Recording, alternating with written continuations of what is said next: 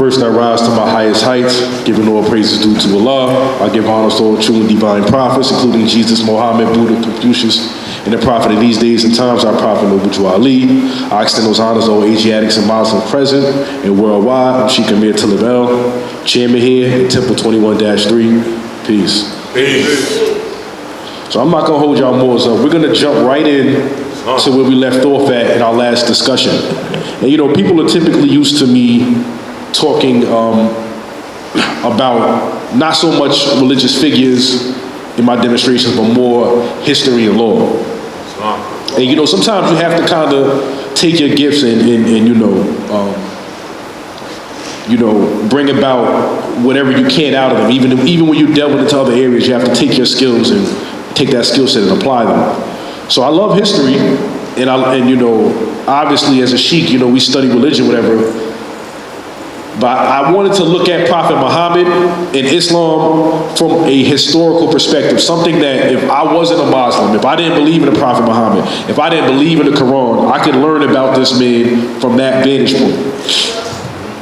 So we started off going to the history of him. Just going to do a brief recap. Where he was born, 570 AD, he was born in Mecca, etc. His bloodline, his family, where you can find his bloodline in the scripture. You just have to reference the earlier video on our YouTube channel, and you'll get all those details. Our channel, once again, is called The Brooklyn Moors. If you type in Brooklyn Moors and Moorish, our channel will pop up.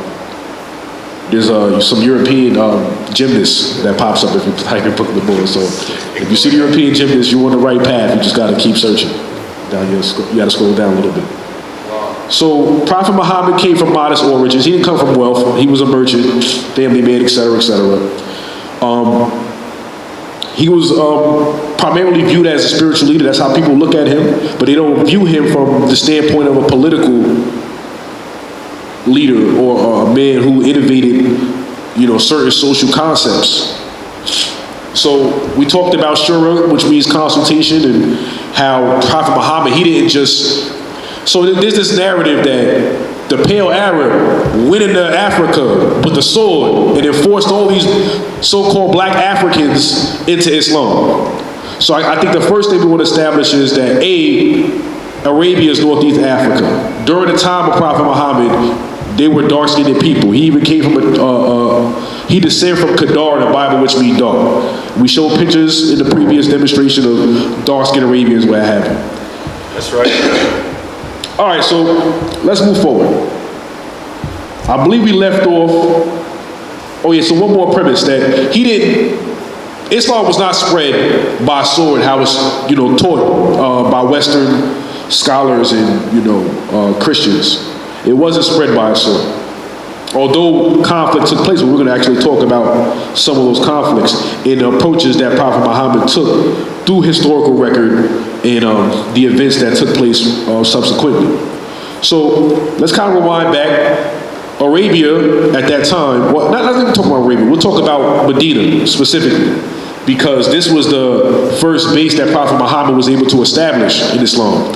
Because when he was in Mecca, there were tribes in Mecca. He was born in Mecca, but there were tribes in Mecca, like some of the sub-tribes.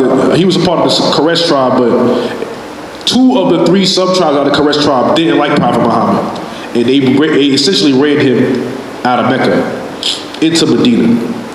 So in Medina, there were 5 tribes that were warring, but 2 of the tribes historically are referred to and are considered Jewish tribes. All right, 2 out of the 5 tribes in Medina. So it was Jews living in Medina. Well, yeah. You see, and this is the problem when you're a religious person or you're super religious. So you're just going to read the history of the Bible, but you're not going to read the history that's actually contemporary to that period and the history after that. So what happened that there would be Jews in Arabia? In Medina. So you have several periods of immigration. You see, so the original people had shifted and moved around throughout time. So you had several periods of immigration of Judean Arabian tribes, right? So the first major one would be the collapse of the kingdom of Judah. All right, in 586 BC. We're not going to spend time on these particular events, but you want to look those up. That the collapse of the kingdom of Judah came an influx of immigration of Jews into Medina.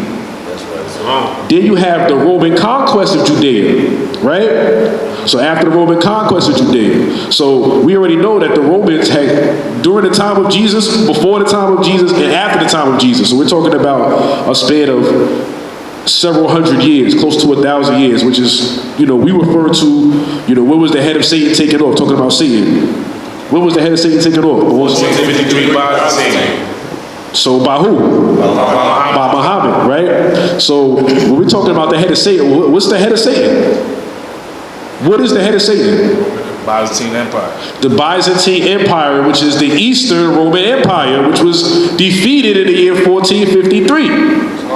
Okay? So the prophets clearly instructed us that the Roman Empire was the manifestation of Satan on earth during that particular period. And it was Prophet Muhammad that liberated that land. Okay? So the land that is held sacred to the Jews, but who are under the oppression of the iron-hand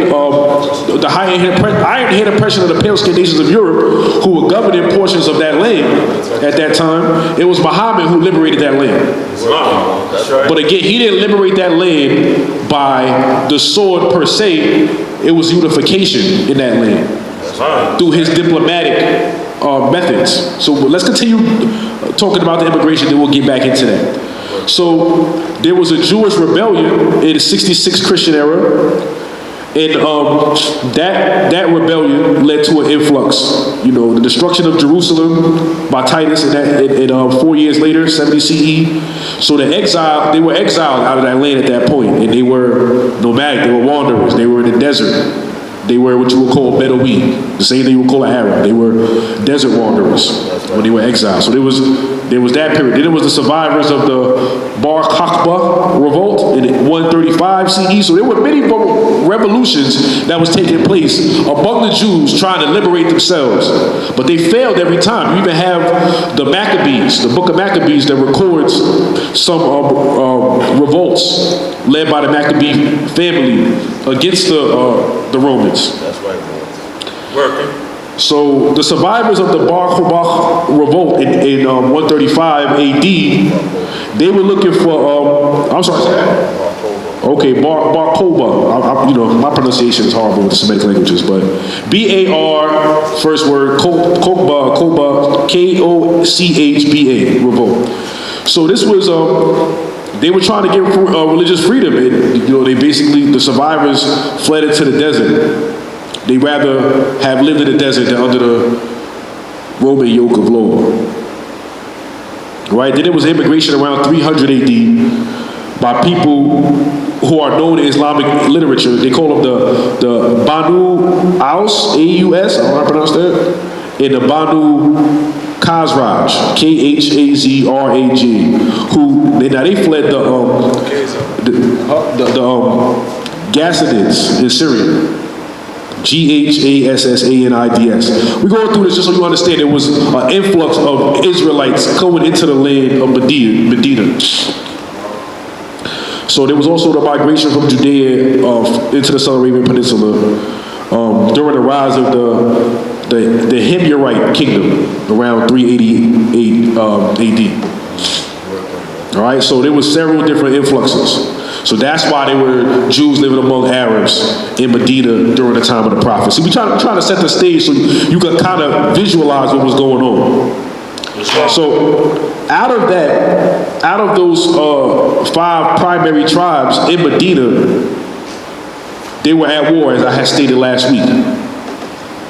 And that war ended under what was known as the Constitution of Medina.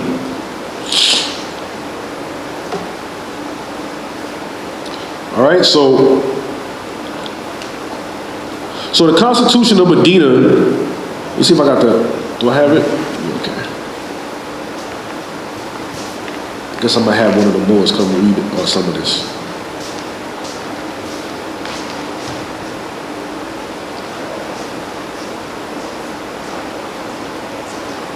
Okay. Well, it's a very long document, so I'm not going to have them read all of it, but. Islam, could you, what section do I want you to get?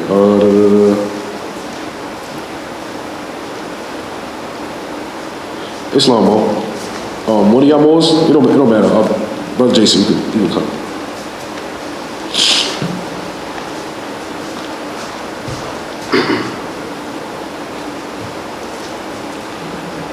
So,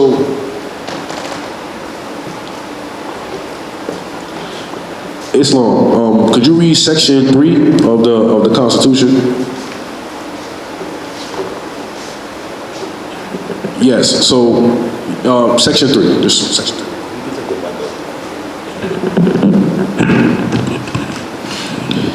In case of war with anybody, they will redeem their prisoners with kindness and justice common among believers, not according to pre-Islamic nations where the rich and the poor were treated differently.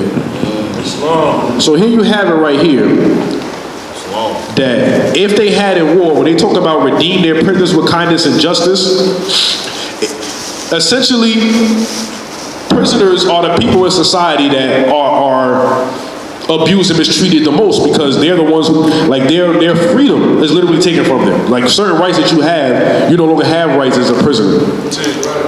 But under this particular treaty, if a war was to arise among them, and again, this is to deal with issues that was taking place, because one tribe will have prisoners of the other tribe, and they would, and what we would say in streets, do them dirty. You know, they would mistreat them, they would, abuse them, they would murder them, they would, do, various forms of harm to them. Islam, that's right. So part of the treaty goes into the different conditions and terms, but actually I have a lot to go through, so I don't want to, because this will be a 3, 4, or 5-parter if we go into all of that. But we're gonna read like maybe 2 or 3 more sections. So let's read section 16 and section 17, and I guess section 18, but I'll break it apart. We'll just do it one at a time. We'll do 16 first. Those Jews who follow the believers will be helped and will be treated with equality. Social, legal, and economic equality is promised to all loyal citizens of the state. So stop right there. Don't go nowhere, Mo. All right, because see, we had a debate with Israelites. You see what I'm saying? And they tried to run with, all right, well, what's the difference under the empire of the Romans, under the empire of the Moors? What's the difference? The difference is, under the Roman Empire, you being a Jew, you were inferior. You weren't allowed to practice your religion. That's right. You were not treated equally. That's right. But under the conditions of Islam, under the conditions under the Prophet Muhammad, under the laws erected by the Prophet, we're not reading from the Quran, boys. That's right. We are not reading the works of the companions of Prophet Muhammad. We're not reading hadith. That's right. Okay? We're reading a historical document called the Constitution of Medina. That's right. Okay? So this is not in the realm of belief that we're talking about. This is something that transpired.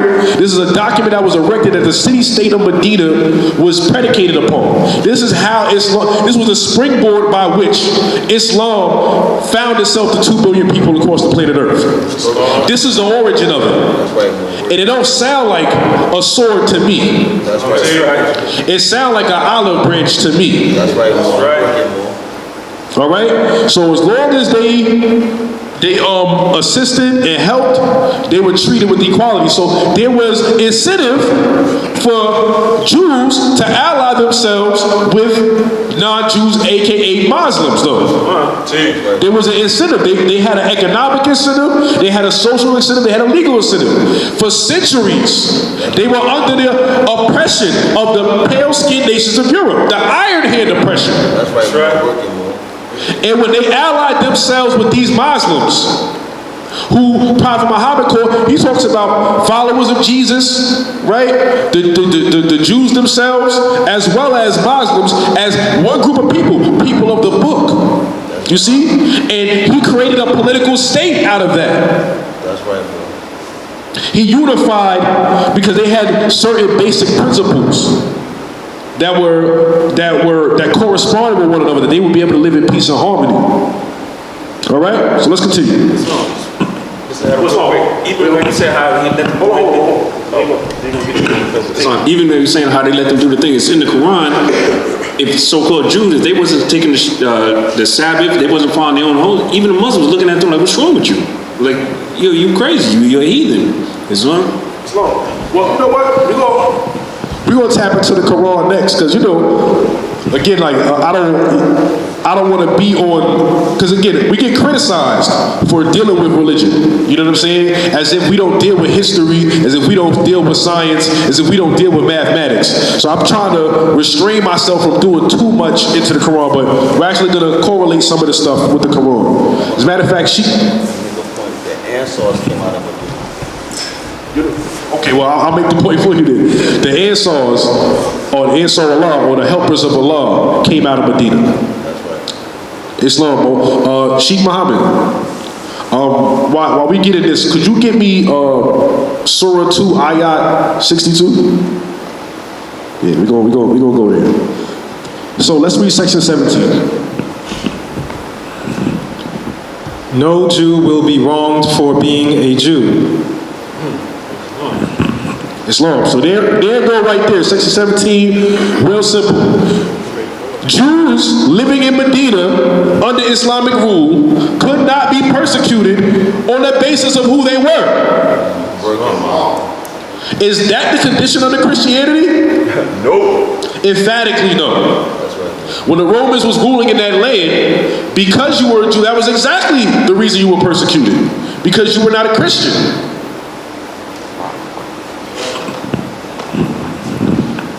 The enemies of the Jews who follow us will not be helped. Now, you hear that? Not only are we going to hold the Jews down, they with us, and we ain't going to do no harm to them. We're going to treat them equal as if they Muslims. We're going to treat them the same. But if you are against them, if you are enemy to these Jews, you are an enemy to us. That we are willing to go, we will not help you if you are against these people who live among us. That can't be, man. So, like I could keep going on and on, because there's a lot of good sections in here, but it's not, because we ain't gonna get nowhere. We can do a whole demonstration on the Constitution of Medina. But wait a second. Hey, yo, Mohammed, man, he was a pale Arab, though. He forced all these black Africans into Islam. He forced the Jews into Islam. That's why they was on the side of the Moors. Really? Let's continue, man. Okay, so we're gonna corroborate this historical document to some extent to the practices that's written in the Quran, what Muhammad left for the world. Go ahead, man. Work. Islam, Sheik. Can I get that? And there are many verses that talk about this kind of stuff, but I don't want to sit here and bombard with verses like this is just a sermon. That's right. Islam. Surah 2, Ayah 62. Surely those who believe and those who are Jews and the Christians and the Sabians, whoever believes in Allah in the last day and does good, they have their reward with their Lord, and there is no fear for them, nor shall they grieve. Islam? Islam. So here you have it again, Prophet Muhammad linking these people who are basically the followers of Abraham under one covenant. Now again, as this becomes later, as this becomes later on, other groups that are not under the Abrahamic faith get added to the protections.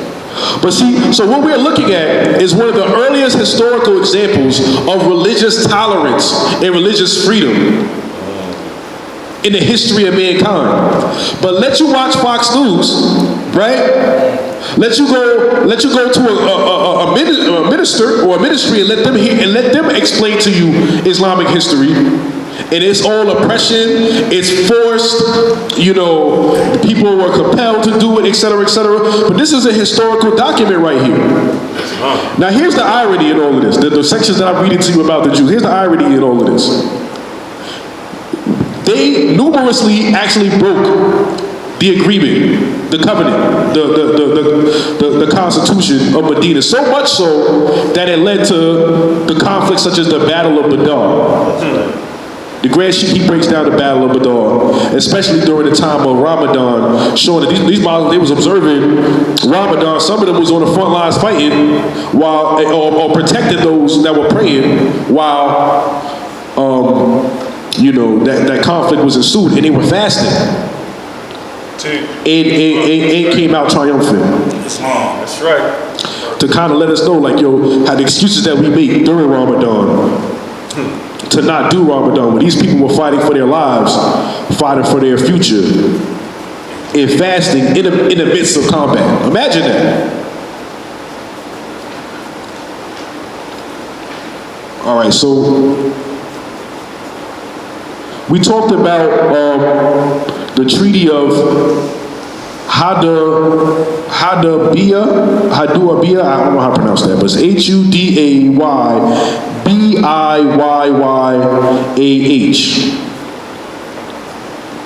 right? So this particular treaty right here, hold on, let me pull this part up. Did I get it right here?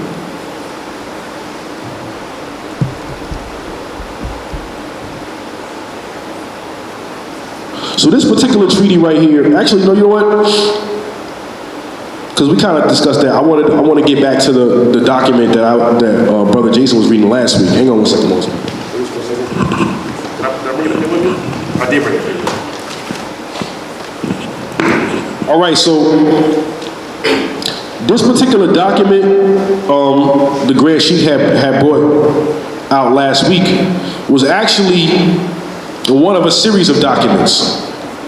That specific document is referring to the monks of Mount Sinai, right?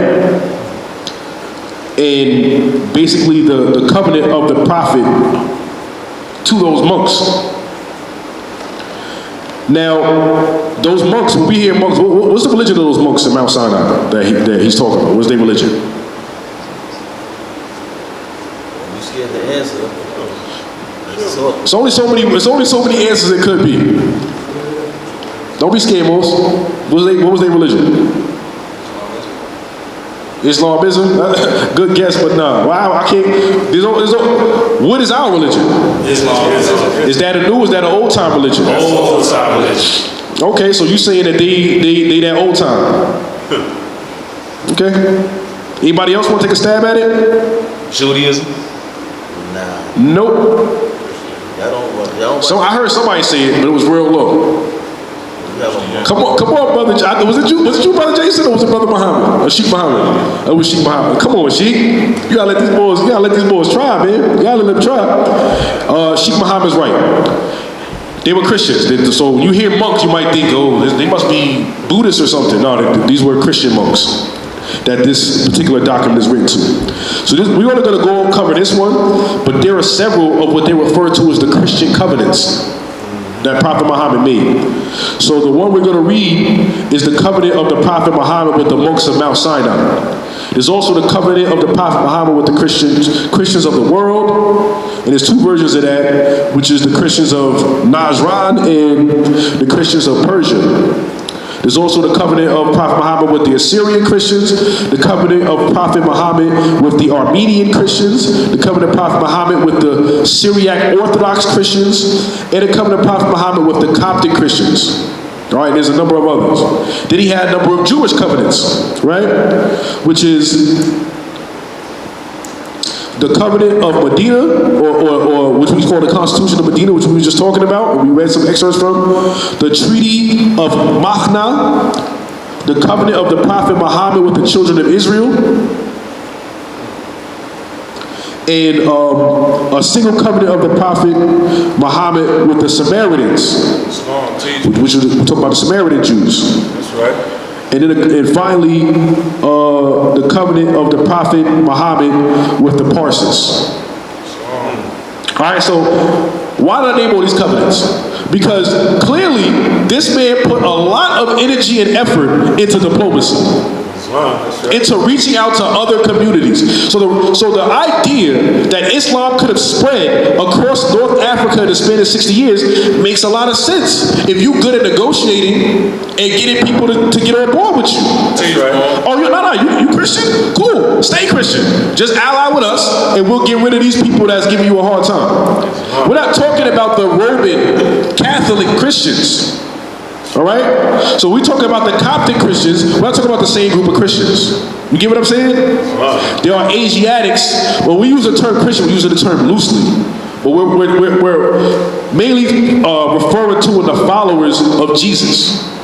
Okay? What we refer to as Christians. So now we're going to take a look at one of those treaties or covenants or contracts.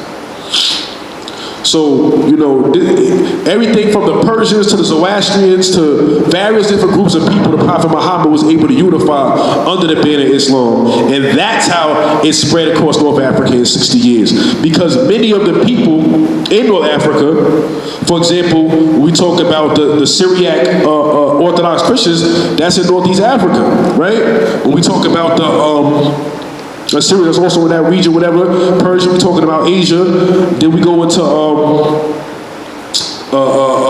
the Coptics, which is in North Africa. So you can see that there's a methodology by which Prophet Muhammad utilized that most people don't acknowledge when they talk about the history of Islam. They want to make it seem like it was this bloody, they just went around with a scimitar, and anybody who wouldn't praise Allah and accept Prophet Muhammad as their messenger, they got killed. When the inverse is true, which is when people didn't accept Jesus Christ as their Lord and Savior, they got killed. That's right. That's history. That's true. Islam? Islam. I mean, and again, we're not bashing Christianity because in our laws it states right here. Excuse me. About the church. Yeah. So we're not to speak radical against the church or any organized group, because we got to teach love, truth, peace, freedom, and justice. So we're not here trying to bash Christianity. We're just speaking historical facts.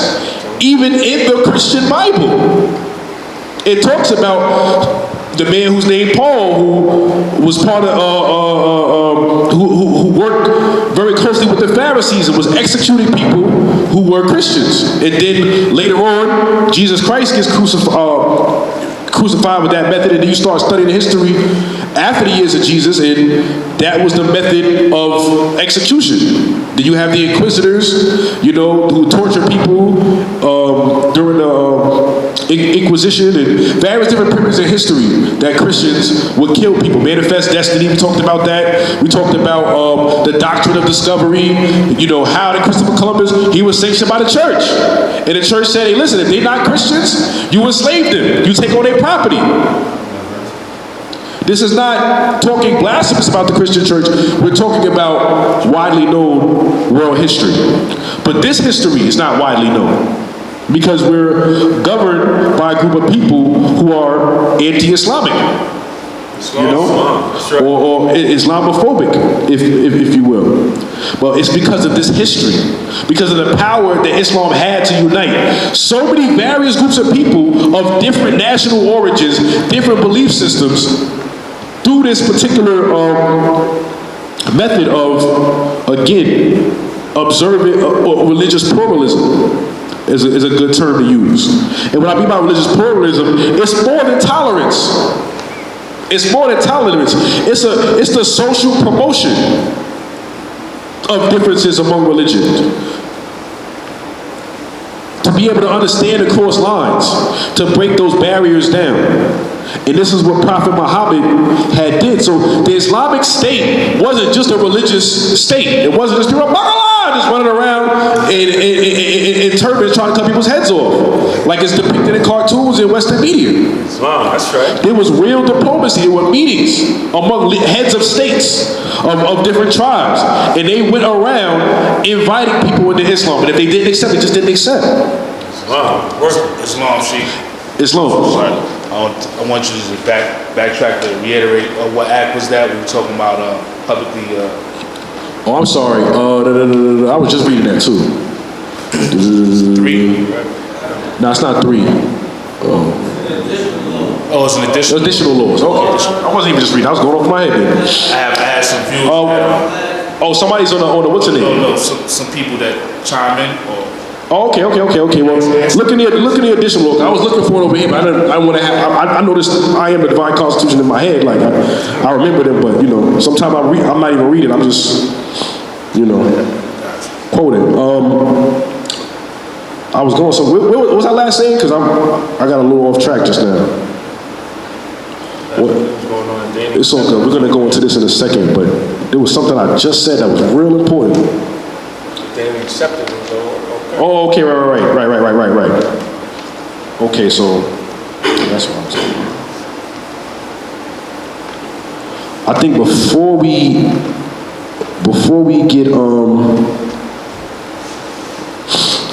get that, oh, Sheik Mohammed just left. All right, let me get the Quran of Mecca. Could I get Surah 2, Ayat 256? Because I'd be remiss if we didn't read this particular passage in the Quran, because again, this is evidence in itself that the religion of Islam is not a religion that forces you to follow it.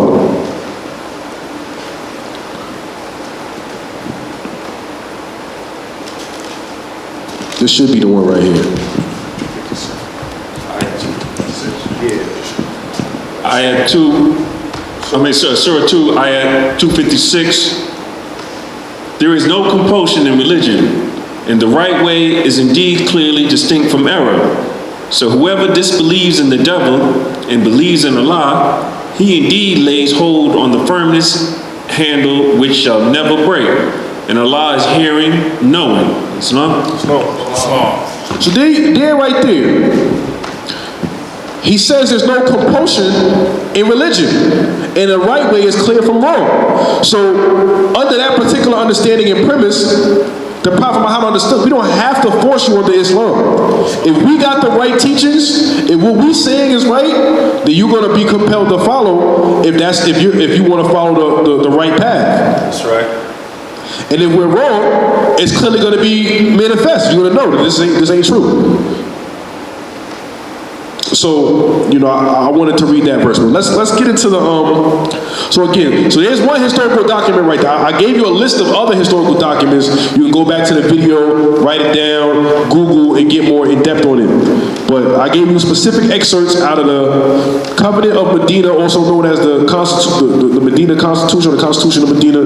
Now we're going to look at one of the covenants to the Christians, the covenant to the monks of Mount Sinai, made by Prophet Muhammad.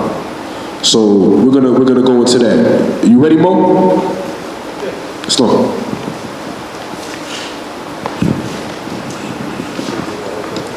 Yeah. We're gonna just kind of. Okay. I think you start right here. Okay.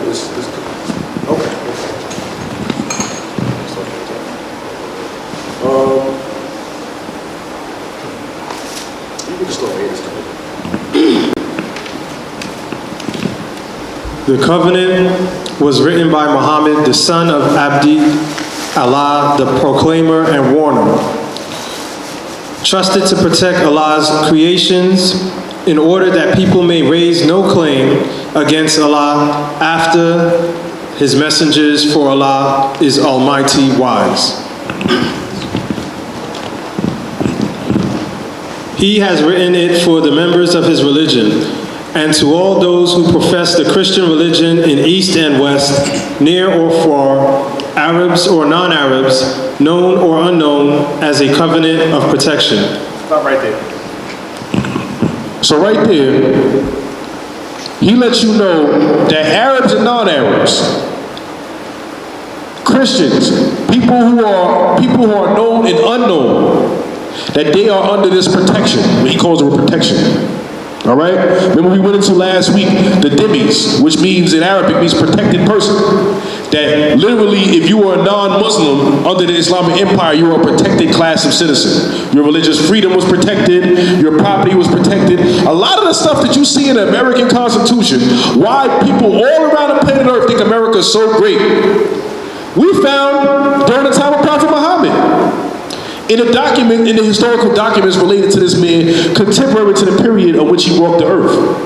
All right? So it's not something that we just read out the Quran that there was religious freedom.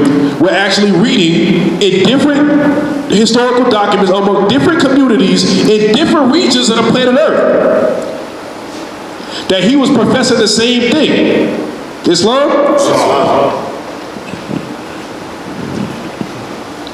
If anyone breaks the covenant herein proclaimed or contravenes or transgresses its commands, he has broken the covenant of Allah, breaks his bond, makes a mockery of his religion, deserves the curse of Allah, whether he is a sultan or another among the believing Muslims. Stop right there. Islam. So Prophet Muhammad made it so that even if you're the highest ranking person within the Islamic State, if you're the Sultan himself, that you would be looked upon as a disbeliever, that you would be acting in sin to violate these people. That this particular covenant protects the average Christian from the Sultan himself. Islam. Islam. Islam. Right, boy. Work. Work it out, boy. If a monk or pilgrim seeks protection in mountain or valley, in a cave or in tilled fields, in the plain, in the desert, or in a church, I am behind them, defending them from every enemy. I, my helpers, all the members of my religion, and all my followers, for they are my proteges and my subjects. Stop right there.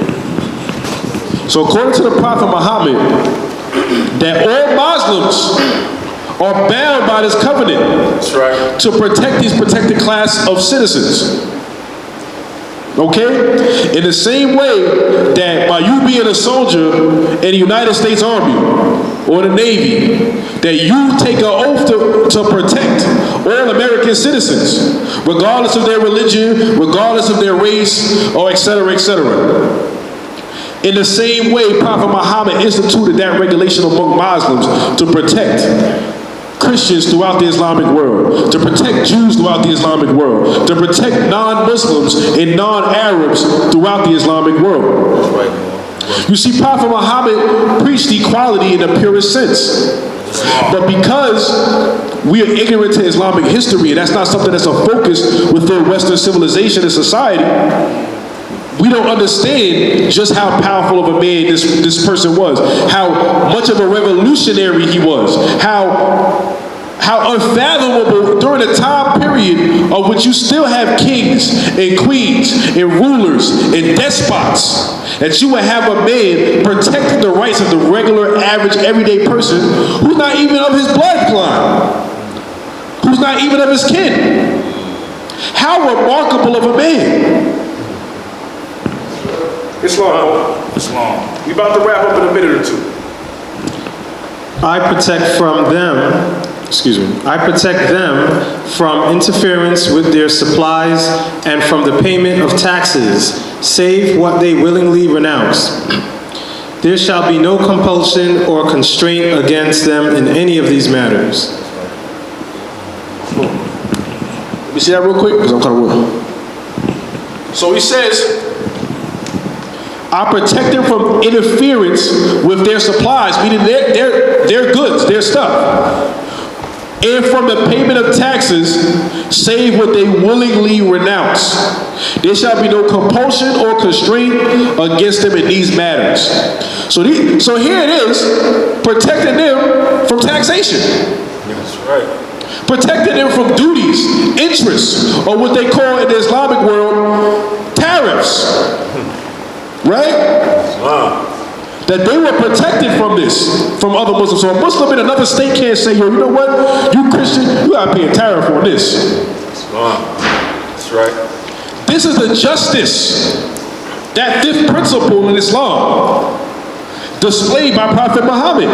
And this is how he was able to galvanize so many different tribes and so many different nations over spans of continents to fight under the banner of Islam.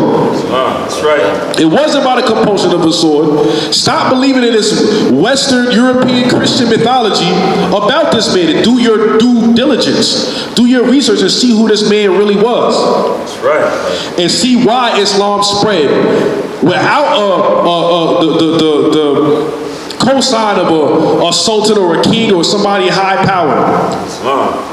All right, without the religion using his specific name, Mohammedanism. That's a European term. The religion is Islam. Work. A man from humble origins who brought justice to the world through his teachings. So there are documents related to the Prophet Muhammad outside of the Quran, outside of the Hadith that we need to take a look at throughout the planet Earth. And with that, Morris, we're going to close out on this particular topic. My laptop dying too, so we definitely got to wrap this up. But I appreciate you, Morris, and I'm going to close out on that. With that, I say Islam and peace. Islam, Morris.